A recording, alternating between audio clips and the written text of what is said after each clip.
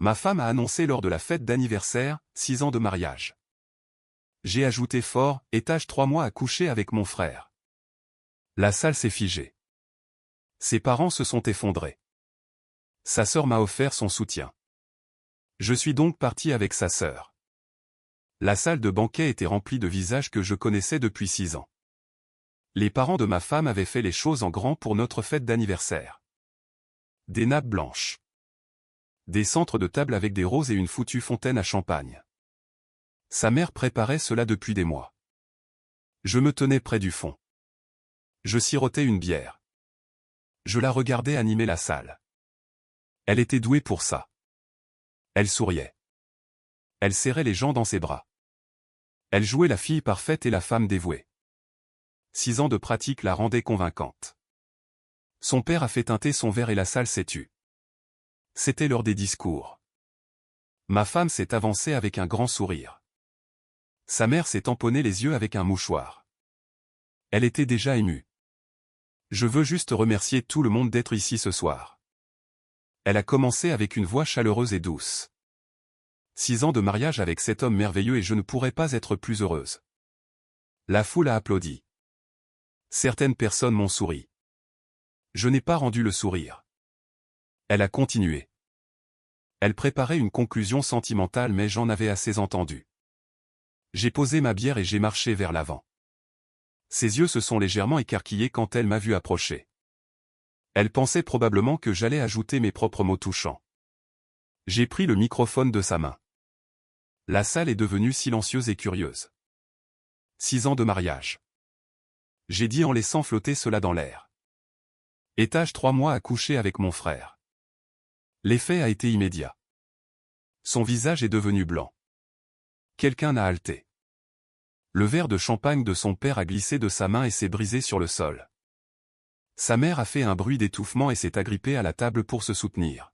« Qu'est-ce que tu fais ?» Ma femme a sifflé en essayant de reprendre le microphone. Je l'ai éloigné. Je dis la vérité. 3 mois ou peut-être plus longtemps. Difficile de dire exactement quand cela a commencé. Mais je le sais depuis 3 mois. Sa mère s'est effondrée sur une chaise. Son père m'a simplement fixé. Sa bouche s'ouvrait et se fermait comme s'il ne pouvait pas former de mots. Les invités ont commencé à chuchoter. Un faible bourdonnement de choc s'est propagé dans la salle. « Tu es fou. » Elle a dit assez fort pour que les gens entendent. C'est une sorte de dépression. Vraiment ? J'ai répondu. Dois-je mentionner le motel sur Clearwater ou les messages textes ? J'ai des captures d'écran si quelqu'un veut des preuves. Elle a attrapé mon bras et ses ongles s'y sont enfoncés. Arrête ça tout de suite. Je l'ai repoussé. Tu as organisé cette fête. Tu voulais tout le monde ici. Eh bien nous y sommes. Célébrons honnêtement. Sa sœur s'est frayé un chemin à travers la foule. Hélène était plus jeune de 2 ans et toujours plus calme que ma femme. Elle nous a regardés tous les deux pour assimiler ce qu'elle venait d'entendre. Est-ce vrai ? Hélène a demandé en regardant sa sœur. Le visage de ma femme s'est décomposé. C'est compliqué. Il ne comprend pas. Compliqué ? J'ai répété. C'est un mot pour le dire. Hélène s'est tournée vers moi. Il y avait quelque chose dans son expression que je n'avais pas prévu. Pas du choc mais plutôt la confirmation de quelque chose qu'elle soupçonnait déjà. Je suis désolé. Elle a dit doucement. J'ai eu la nette impression qu'elle ne s'excusait pas pour les actions de sa sœur. Si tu as besoin de quoi que ce soit. Du soutien ou juste quelqu'un à qui parler. Je suis là. La façon dont elle l'a dit et la façon dont sa main a brièvement touché mon bras ont rendu clair le genre de soutien qu'elle offrait. Ma femme l'a remarqué aussi. Son choc s'est transformé en fureur. Hélène. Qu'est-ce que tu fais ? Hélène n'a pas reculé. Je suis honnête. Contrairement à toi. J'ai regardé Hélène puis j'ai regardé les parents dévastés de ma femme et enfin la salle pleine de gens venus célébrer un mensonge. Je pars. J'ai annoncé. Quiconque veut venir avec moi est le bienvenu. Sinon profitez du champagne. Hélène a attrapé son sac à main sans hésitation. Je conduis. Nous sommes sortis ensemble. Nous avons laissé ma femme debout seule devant tous ceux qu'elle avait invités. Sa voix nous a suivis. Aiguë et désespérée, elle appelait mon nom et celui de sa sœur. Elle essayait de sauver quelque chose du naufrage. Le parking était calme. Les talons d'Hélène cliquetaient sur le trottoir pendant que nous nous dirigions vers sa voiture. Elle l'a déverrouillée et nous sommes tous les deux montés. Pendant un moment, aucun de nous n'a parlé. Je n'avais pas prévu cette partie. J'ai finalement dit. Tu viens avec moi. Je sais. Elle a dit en démarrant le moteur. Mais je l'ai regardé te traiter comme un déchet pendant 2 ans. Je continuais d'espérer que tu te réveillerais. 2 ans au moins ou peut-être plus longtemps. Elle a quitté le parking. Où veux-tu aller? Parce que je parie que tu ne retournes pas chez toi ce soir. Bon pari. Je me suis adossé au siège. N'importe où sauf ici me convient. Elle a conduit en silence pendant quelques minutes puis elle m'a regardé. Pour ce que ça vaut, tu as géré ça mieux qu'elle ne le méritait. J'aurais mis le feu au bâtiment. J'ai ri. Je n'ai pas pu m'en empêcher. Cela aurait été mémorable aussi. Au prochain anniversaire peut-être. Elle a dit avec un léger sourire sur le visage. Mon téléphone a commencé à vibrer. Ma femme puis mon frère puis ses parents. Je l'ai éteint et je l'ai jeté dans la boîte à gants. Hélène l'a remarqué. Ça va être une longue nuit pour eux. Tant mieux. J'ai dit. Ils l'ont bien mérité. Elle nous a conduits à un petit restaurant en bordure de la ville. Rien d'extravagant. Juste des banquettes et du café. Un jukebox jouait des chansons d'il y a plusieurs décennies. Nous nous sommes glissés dans une banquette au fond et une serveuse a apporté des menus sans rien demander. Du café?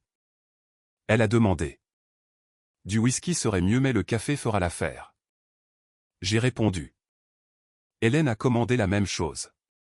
Quand la serveuse est partie, elle m'a regardé avec ses yeux verts si différents de ceux de sa sœur. Tu savais vraiment depuis 3 mois? Oui. Et tu as attendu ce soir. Le timing est important. J'ai dit. Elle voulait une fête. Elle en a eu une. Hélène a ri. Un son sincère. Tu es un peu terrifiant. Tu le sais? Seulement quand c'est nécessaire. Le café est arrivé. Nous l'avons bu noir et amer.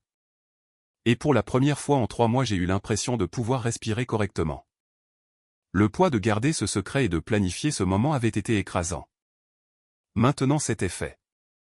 Hélène a tendu la main à travers la table et a pris ma main. Quoi qu'il arrive ensuite tu as fait la bonne chose. J'ai regardé sa main sur la mienne. Plus petite que celle de sa sœur et plus chaude d'une certaine façon. Vraiment? Absolument. Elle a dit. Elle ment à tout le monde depuis des mois. Tu t'es juste assuré que la vérité éclate là où ça fait le plus mal. Et tu es d'accord avec ça? Être ici avec moi au lieu d'être avec ta famille. Elle a serré ma main. Elle a cessé d'être ma famille au moment où elle a décidé de te trahir. Le sang n'excuse pas tout. Nous sommes restés là jusqu'à ce que le café devienne froid. Nous parlions de tout et de rien. Pendant ce temps mon téléphone restait silencieux dans la boîte à gants et les ruines de mon mariage finissaient de brûler à des kilomètres de là. Nous avons fini à l'appartement d'Hélène. Elle vivait seule dans un 2 pièces au centre-ville. Des meubles minimalistes et des plantes sur toutes les surfaces. Le genre d'espace qui semblait calme et réfléchi. Rien à voir avec la maison que j'avais partagée avec sa sœur. Fais comme chez toi. Elle a dit en jetant ses clés sur le comptoir. Je vais me changer. Serre-toi dans le réfrigérateur. J'ai pris une bouteille d'eau et je me suis assis sur son canapé. Mon téléphone était toujours éteint. Une part de moi voulait le vérifier pour voir l'étendue des dégâts. La part la plus intelligente savait que cela n'avait pas d'importance. Il pouvait appeler. Envoyer des messages.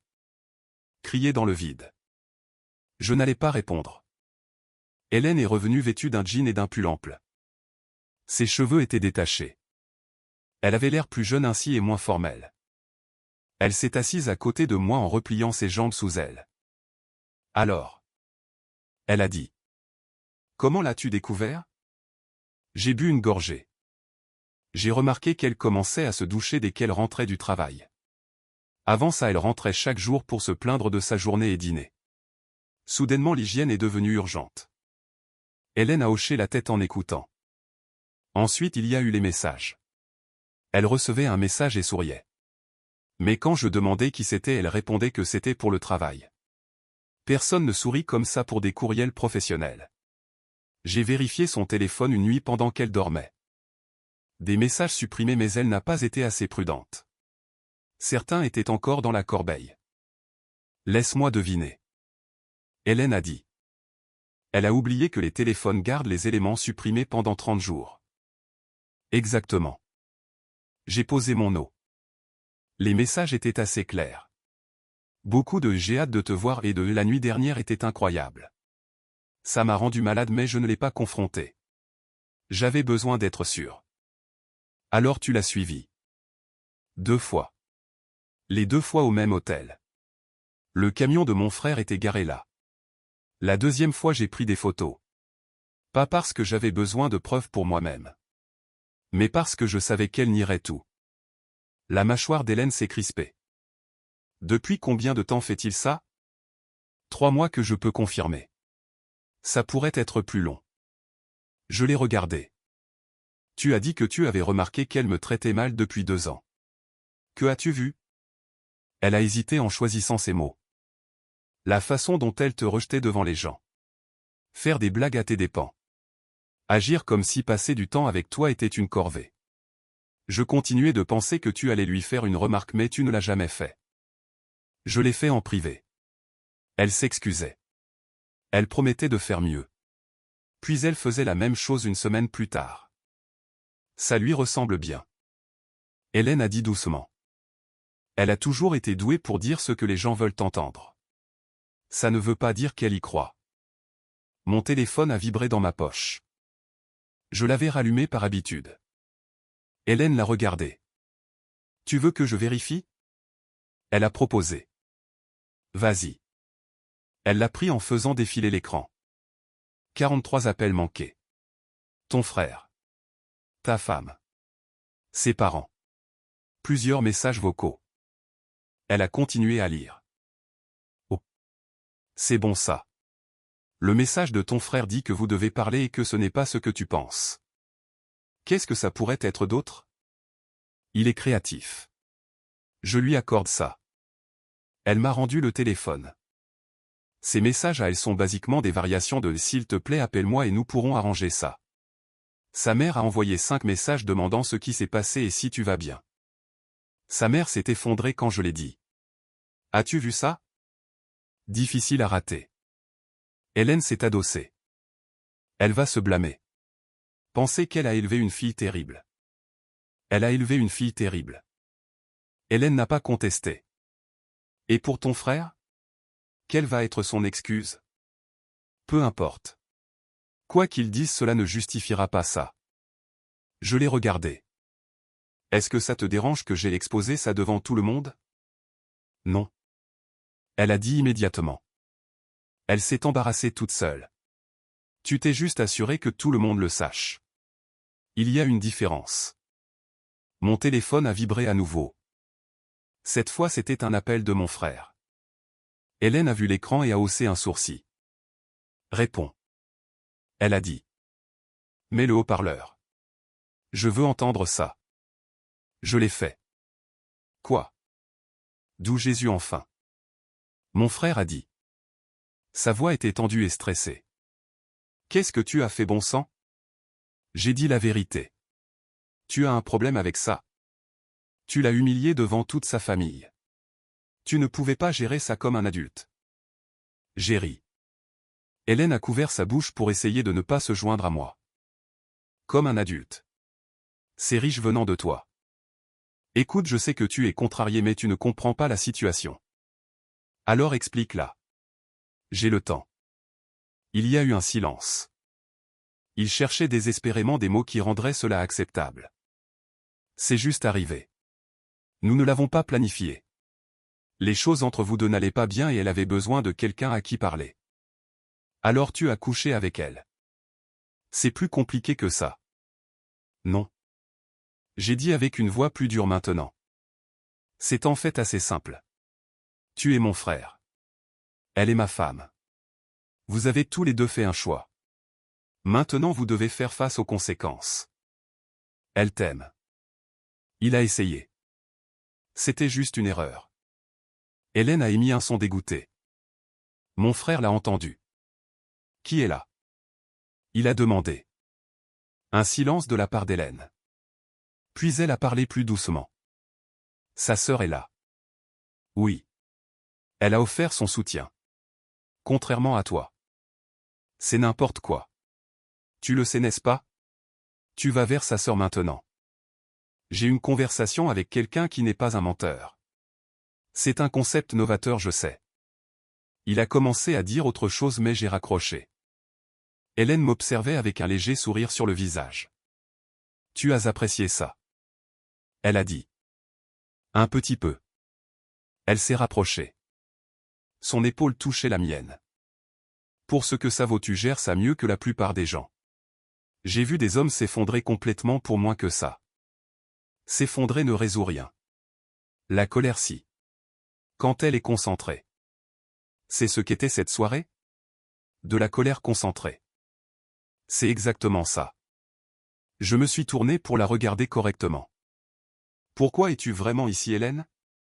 Tu aurais pu rester. Essayer d'arranger les choses avec ta famille. Parce que. Elle a dit en croisant mon regard. Je l'ai regardé te mentir pendant des années. Je t'ai vu être patient. Gentil. Compréhensif.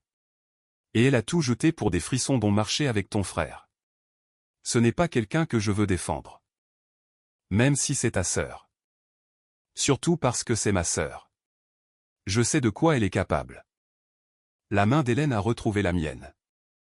Et honnêtement j'y ai pensé pendant un moment. À ce qui se passerait si tu en avais finalement assez. Penser à quoi? Si tu donnerais une chance à quelqu'un d'autre. Quelqu'un qui ne te prendrait pas pour acquis. L'implication était claire. J'aurais dû me retirer. Dire que c'était trop rapide. Trop compliqué.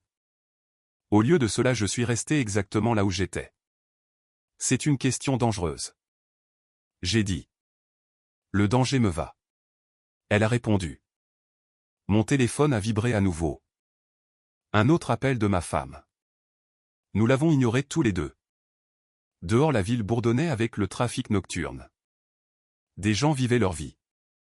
Inconscient que la mienne venait de détonner de façon spectaculaire. Hélène s'est levée en me tendant la main.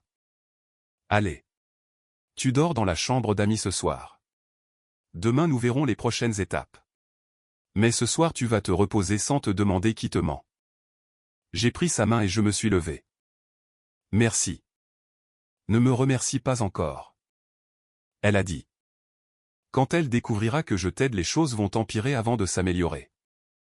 Je peux gérer le pire. Bien.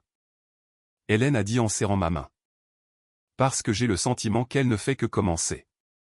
Elle avait raison bien sûr. Mais debout là dans l'appartement calme et honnête d'Hélène, je me fichais de ce qui allait suivre. Pour la première fois en 3 mois, je ne portais pas le poids des mensonges de quelqu'un d'autre. Le lendemain matin, je me suis réveillé avec l'odeur du café et du bacon. Pendant une seconde, j'ai oublié où j'étais. Puis c'est revenu. La fête. L'explosion. La chambre d'amis d'Hélène avec ses draps propres et son calme. Je l'ai trouvée dans la cuisine en train de préparer le petit déjeuner. Elle s'était déjà douchée et habillée. Les cheveux tirés en arrière en queue de cheval. Bonjour. Elle a dit en glissant une assiette vers moi.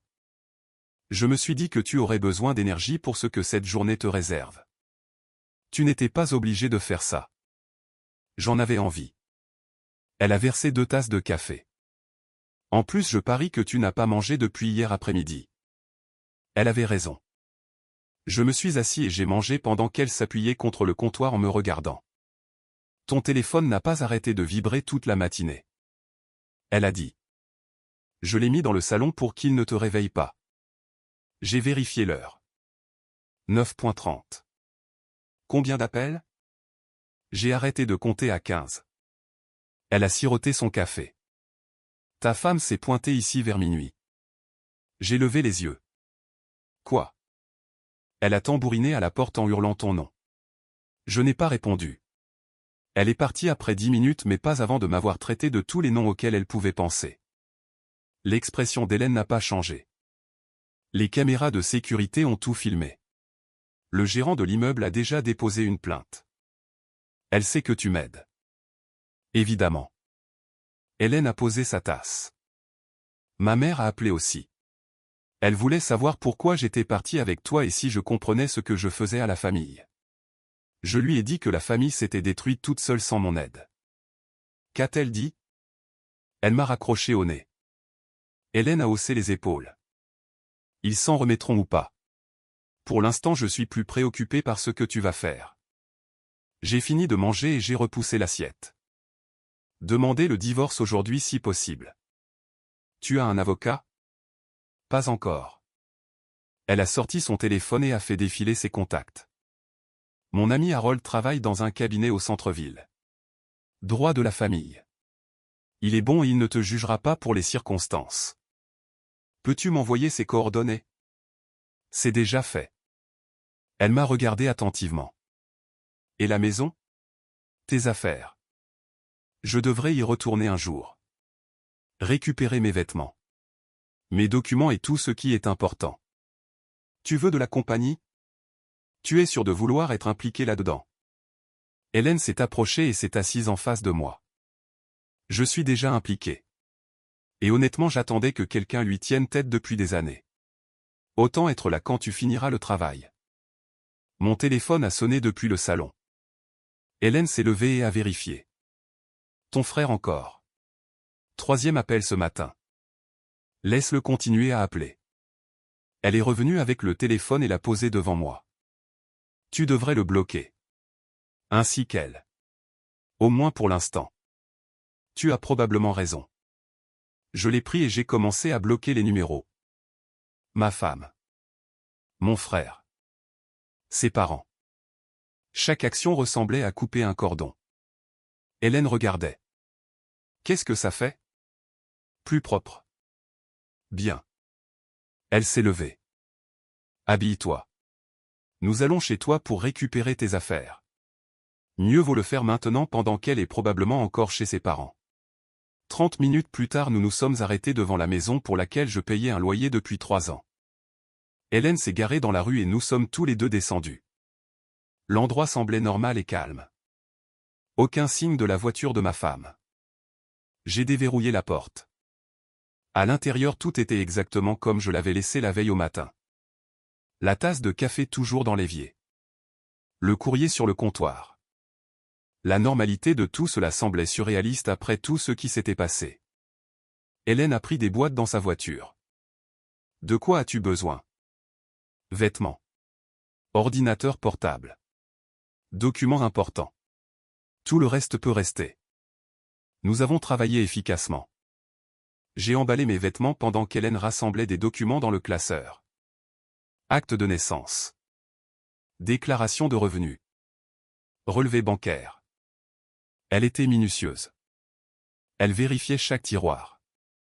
J'ai trouvé quelque chose. Elle a appelé depuis le bureau. Je suis entré. Elle tenait une pile de courriels imprimés entre ma femme et mon frère. Les dates remontaient à 6 mois. Pas 3. Elle a imprimé ça? J'ai demandé. Caché dans un dossier étiqueté recettes. Hélène a feuilleté les pages. C'est détaillé. Les noms des hôtels. Les heures et ce qu'ils ont fait. Elle a tenu des registres. Pourquoi tiendrait-elle des registres? Probablement que ça l'excitait. Certaines personnes aiment avoir des preuves de leurs secrets. Hélène me les a tendues. Tu devrais les garder. Ton avocat les voudra. J'ai pris les papiers. Parcourir les dates m'a rendu malade. 6 mois. Une demi-année à me mentir en face tout en documentant tout avec lui.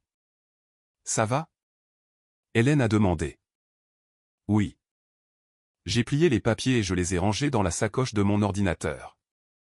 Cela rend le départ encore plus facile. Nous avons fini de préparer 3 boîtes et 2 valises. Pas grand-chose à montrer pour 3 ans mais je ne voulais rien qui me rappelle d'elle de toute façon. Hélène m'a aidé à tout charger dans sa voiture. Alors que nous fermions le coffre, la voiture de ma femme a tourné dans la rue. Elle nous a vus immédiatement et a accéléré. Elle s'est arrêtée en crissant les pneus dans l'allée.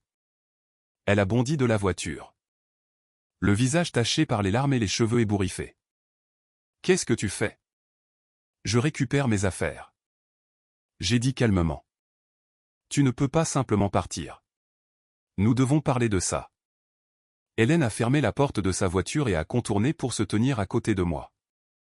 Les yeux de ma femme se sont fixés sur sa sœur. « Bien sûr tu es là. » Elle a craché. « Tu ne pouvais pas attendre pour lui mettre le grappin dessus. N'est-ce pas? Je l'aide à récupérer ses affaires. » Hélène a dit d'un ton égal.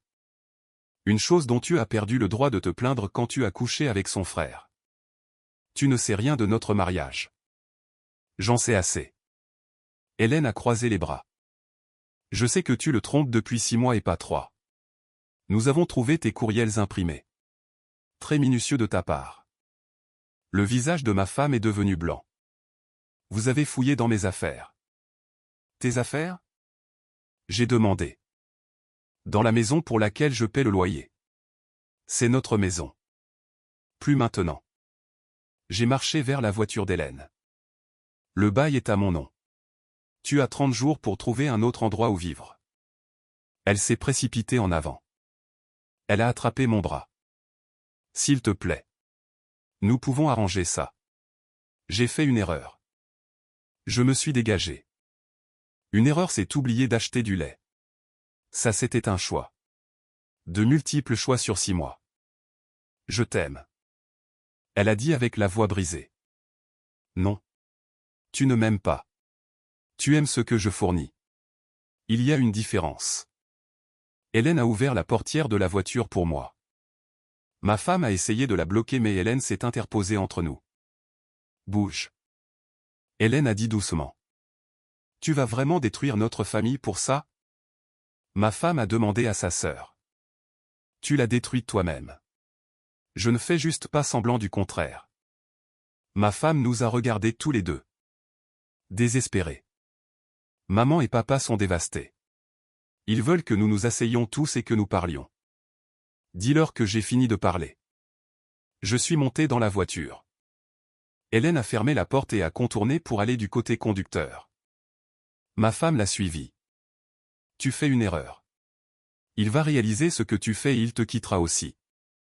Hélène a fait une pause avec la main sur la poignée de sa porte. La différence entre nous, c'est que je tiens vraiment à lui. Tu ne te souciais que de ce qu'il pouvait te donner. Elle est montée et a démarré le moteur. Ma femme est restée dans l'allée à nous regarder partir. Dans le rétroviseur, je l'ai vu s'effondrer sur le trottoir en sanglotant. Je ne me suis pas senti coupable. Hélène a conduit en silence pendant quelques pâtés de maison. Puis elle m'a regardé. Tu as bien géré ça. Toi aussi.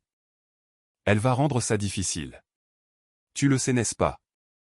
Quel essai? J'ai regardé par la fenêtre les rues qui défilaient. J'ai des documents. Des témoins et la conscience tranquille. Elle a des mensonges et un amant qui va fuir à la seconde où les choses se compliqueront. Ton frère va absolument fuir. Hélène a approuvé. Il a toujours été doué pour éviter les conséquences. Pas cette fois.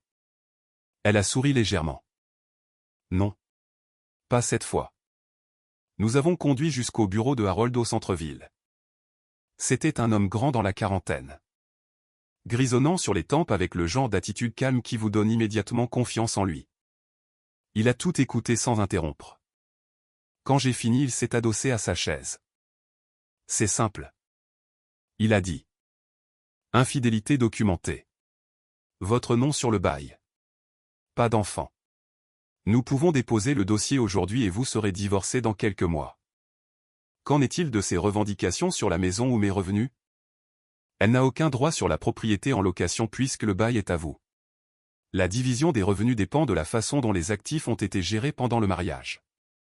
Mais avec ces preuves, nous pouvons plaider pour une pension alimentaire minimale ou inexistante.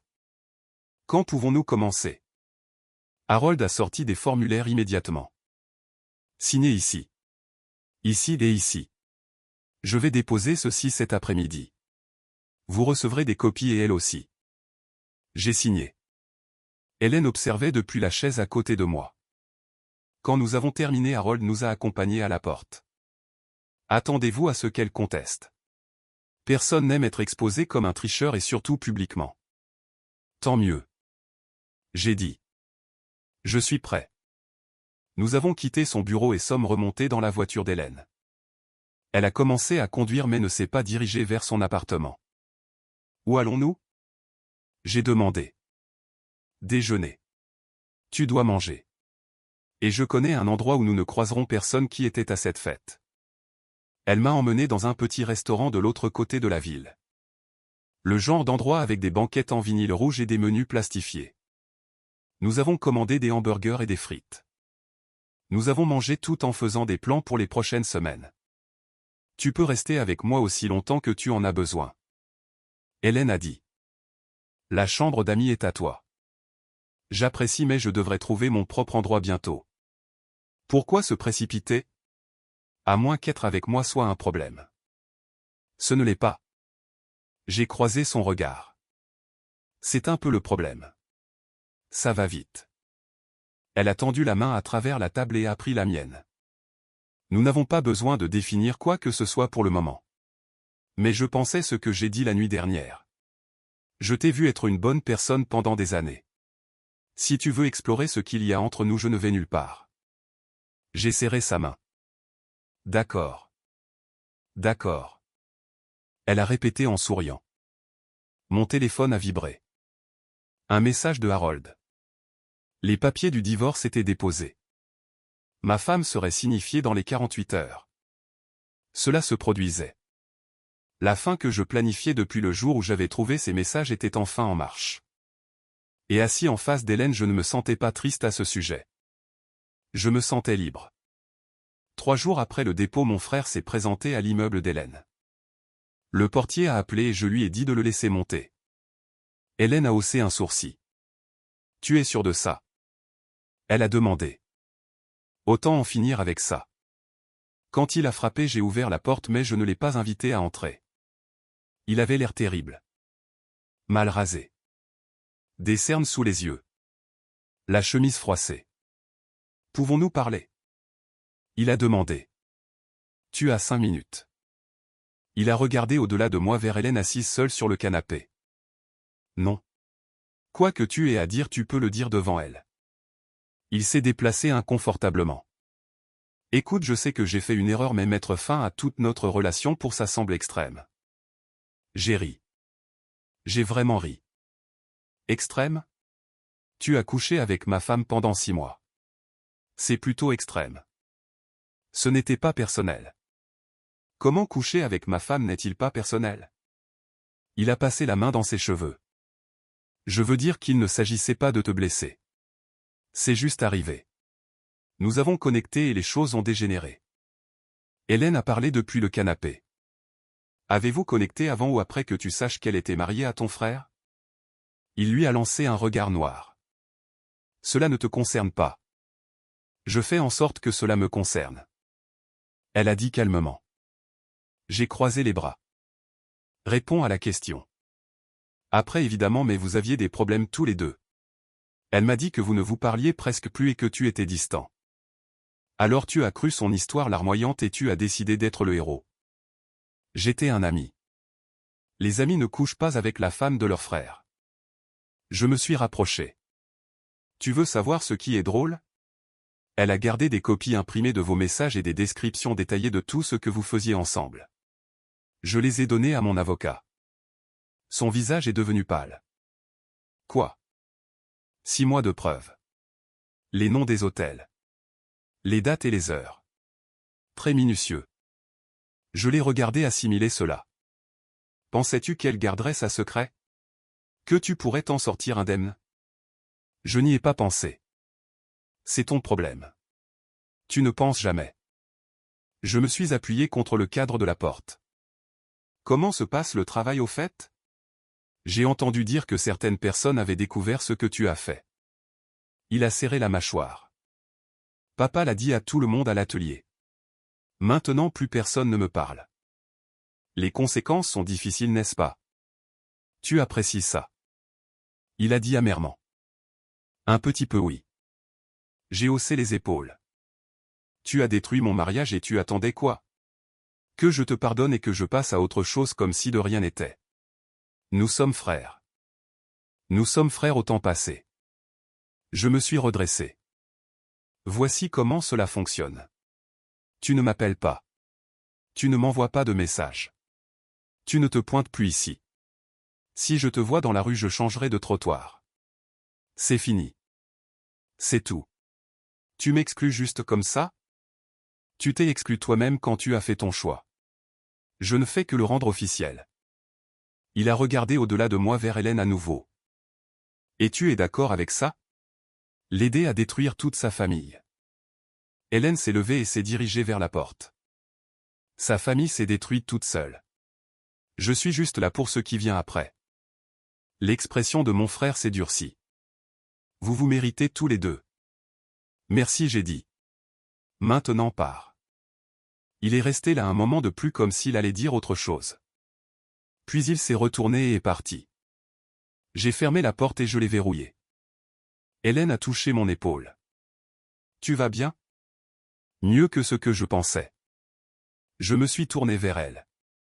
C'est la dernière conversation que j'aurai jamais avec lui. Bien. Elle a passé ses bras autour de moi. Il ne méritait pas 5 minutes.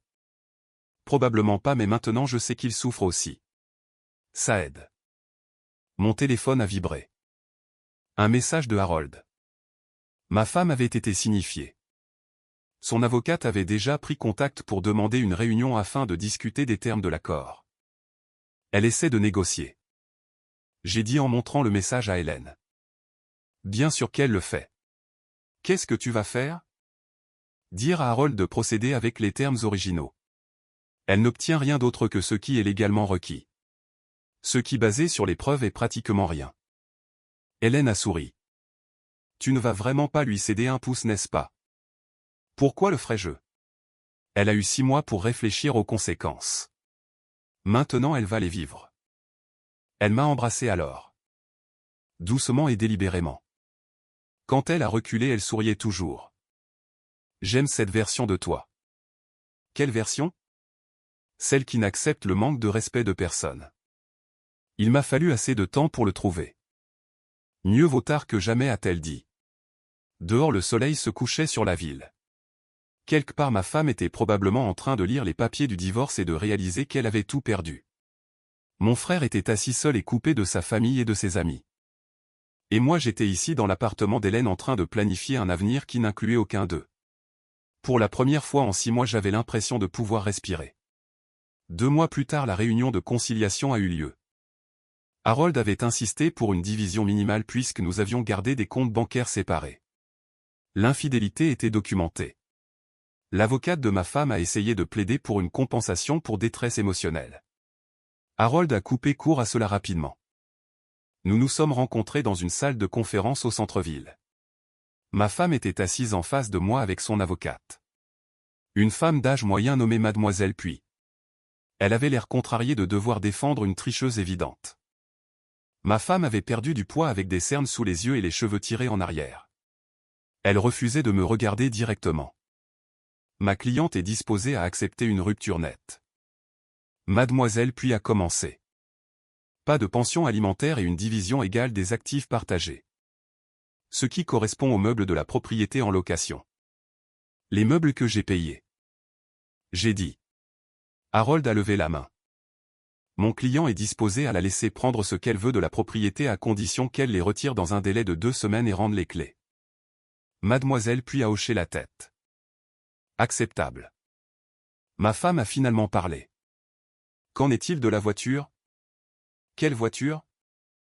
J'ai demandé. Celle que nous avons achetée ensemble. Celle que je paie. C'est la mienne. Son avocate a vérifié ses notes. Le véhicule est au nom exclusif de votre client. Correct. Harold a confirmé. Les mains de ma femme se sont crispées sur la table. C'est vindicatif. Non, j'ai dit calmement. C'est juste. Tu veux du vindicatif?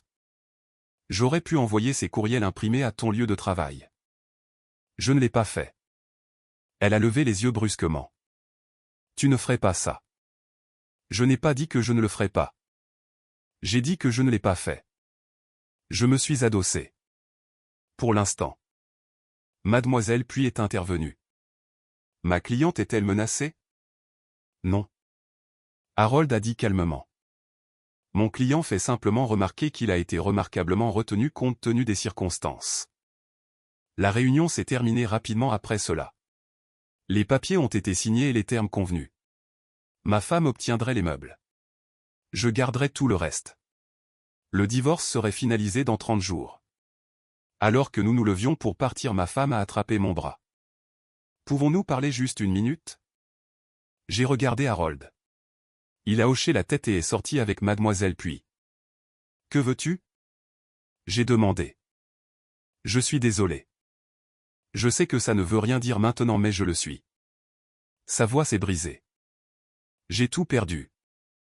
Ma famille ne veut plus me parler. J'ai dû retourner vivre chez mes parents. Tout le monde sait ce que j'ai fait. Tant mieux. Tu me détestes vraiment à ce point. Je ne te déteste pas. Je ne m'en soucie juste plus. J'ai pris mon sac.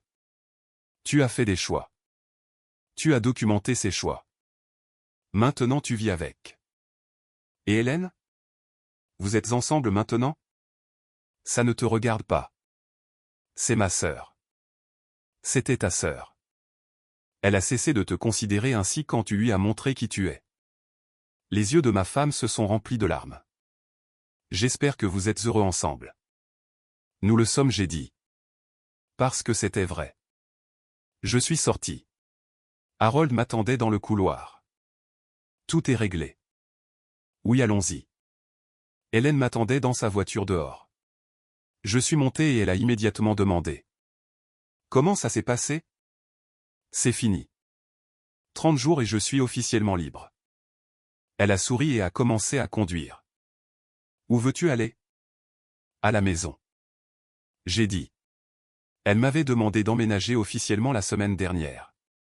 J'avais dit oui sans hésitation.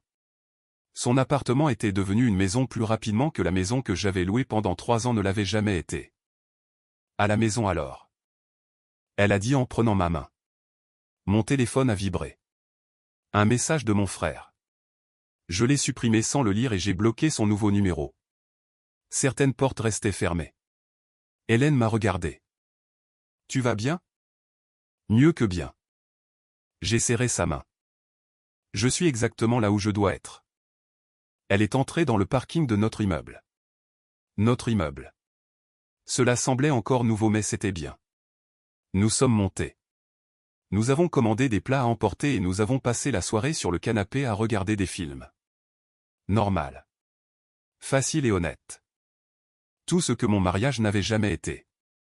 30 jours plus tard, le divorce était définitif. J'ai reçu la notification par courriel pendant que je prenais le petit déjeuner avec Hélène. Je lui ai montré l'écran. Félicitations. Elle a dit en m'embrassant.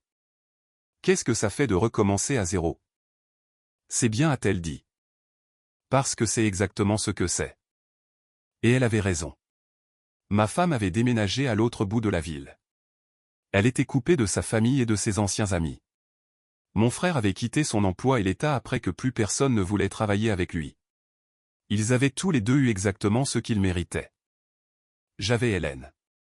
Un nouveau départ et aucun regret d'avoir détruit une vie bâtie sur des mensonges.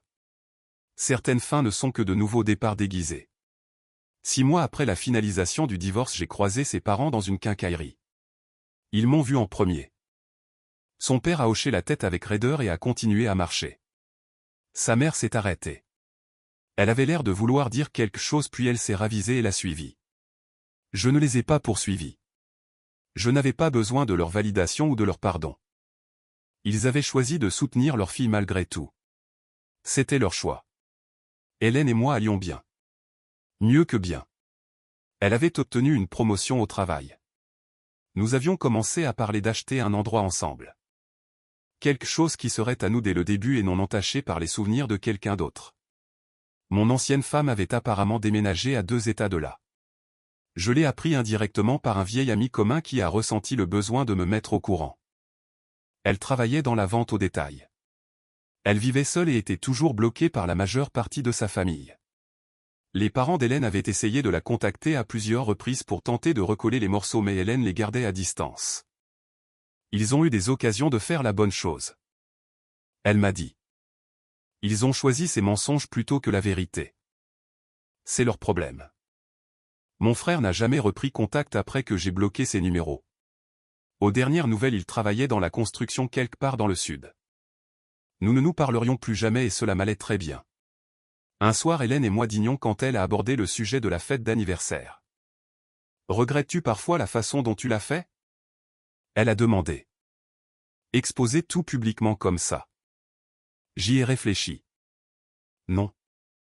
Elle voulait une célébration et je lui en ai donné une qu'elle n'oubliera jamais. Et tous ceux qui avaient besoin de connaître la vérité l'ont eu d'un seul coup. Aucun doute persistant. Aucun. J'ai tendu la main à travers la table et j'ai pris la sienne. La meilleure décision que j'ai jamais prise. Laisse-moi entendre ça. Elle a souri. C'est d'un romantisme dégoûtant. Tu adores ça. C'est vrai. Elle a admis. 1 an après la fête, Hélène et moi nous sommes fiancés. Une petite cérémonie avec juste des amis proches. Personne de sa famille n'y a assisté et je n'ai pas invité la mienne. Nous n'avions pas besoin d'eux. Nous avions l'un l'autre et des gens qui se souciaient vraiment de nous. Le jour de notre mariage, j'ai reçu un message texte d'un numéro inconnu. J'ai failli le supprimer mais la curiosité l'a emporté. C'était de mon ex-femme. J'ai entendu dire que tu te mariais. J'espère que tu es heureux. Je l'ai montré à Hélène. Elle l'a lu et m'a rendu le téléphone. Vas-tu répondre? Aucun intérêt. J'ai supprimé le message et bloqué le numéro. Elle faisait partie d'une vie que je ne vivais plus. Hélène m'a embrassé. Bonne réponse. Nous nous sommes mariés cet après-midi-là. Pas de drame. Pas d'explosion et pas d'invités indésirables. Juste 2 personnes qui s'étaient trouvées dans les ruines des mensonges de quelqu'un d'autre et avaient décidé de construire quelque chose d'honnête. Plus tard ce soir-là, lors de notre petite réception, Hélène m'a pris à part. Merci. Elle a dit. Pourquoi? Pour être exactement qui tu es. Pour ne pas l'avoir laissé te briser. Elle a touché mon visage. Pour m'avoir donné une chance. C'est moi qui devrais te remercier. Tu étais là quand tous les autres voulaient que je pardonne et que j'oublie. Certaines choses ne méritent pas le pardon. Elle a dit simplement. Je l'ai embrassée. Ma femme. Dans une pièce remplie de gens qui se souciaient vraiment de nous. Et j'ai pensé à cette fête d'anniversaire à ce moment où j'ai décidé que c'en était assez. La meilleure décision que j'ai jamais prise. Mon ex-femme était quelque part là-bas en train de vivre avec les conséquences de ses choix. Mon frère était parti et coupé de façon permanente. Sa famille avait perdu ses 2 filles parce qu'il ne pouvait pas accepter la vérité. Et moi j'étais marié à quelqu'un qui a choisi l'honnêteté plutôt que la commodité. Quelqu'un qui est resté à mes côtés quand il aurait été plus facile de s'éloigner. Certaines histoires n'ont pas de fin heureuse pour tout le monde. Celle-ci en a eu une pour les personnes qui le méritaient. Et c'était suffisant.